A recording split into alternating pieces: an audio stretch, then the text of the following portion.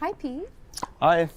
Thank you for joining us today to answer some of UBC Recreation's curated questions. No problem. Let's start with an easy one. How long have you been playing and coaching tennis? So I've been playing tennis since I was 6 years old, and it was at my local club in Auckland, New Zealand, and then started coaching at university, and that was about 15 years ago. So yeah, it's been really good.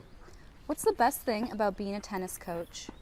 I think just being able to, help players improve their skills and just help them reach their full potential. And of course, I get to play a lot of tennis as well. What's your favorite tennis tournament to watch? It's got to be the US Open in New York City. The bright lights, night session, New York crowd, it's just electric. So I absolutely love it there. What's the best piece of advice you've ever received as a player? Best piece of advice has to be, I think, just to stick to the process, and being able to, work on specific skills and then focus a bit more on the results, later on. So, yeah. What's the most common mistake you see beginners make when they are first learning to play tennis? I think most common mistake has to be something like this, where they're gripping the racket too tight instead of, loosening up and just letting your body, do the work for you. What's the most important skill a tennis player needs to master? I think most importantly, you have to be really good at handling adversity, because there's a lot of ups and downs, momentum swings in tennis. So yeah, just being able to come back after a tough point, or just getting back into it really quickly.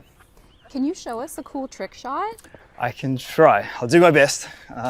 Something like, yeah. Awesome. Actually went in. All right. Who are your favorite tennis players of all time?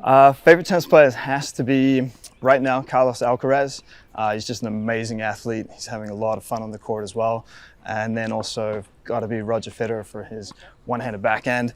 And also a guy by the name of Patrick Rafter from Australia. He's a bit of a legend because he was a serve and volley player. So pretty unique for these days. If you could have a tennis match with any fictional characters, who would it be? It's got to be, I'd love to play with Harry Potter versus maybe Spider-Man and the Hulk. I think that'd be pretty entertaining. What's the most embarrassing thing that's ever happened to you on a tennis court? Oh geez, it's probably, it was a college tennis match on live local TV, and went up to serve and ended up hitting it fully off the frame into the third row and almost hit a spectator. All friends and family were there watching, so it was pretty embarrassing. Yeah. If you had to choose one, indoor tennis or outdoor tennis? It's got to be probably indoor tennis, even though I like playing outside a lot. Definitely kind of like playing indoors. The conditions are always really nice. So yeah. If you had to choose, Coke or Pepsi? It is Coke.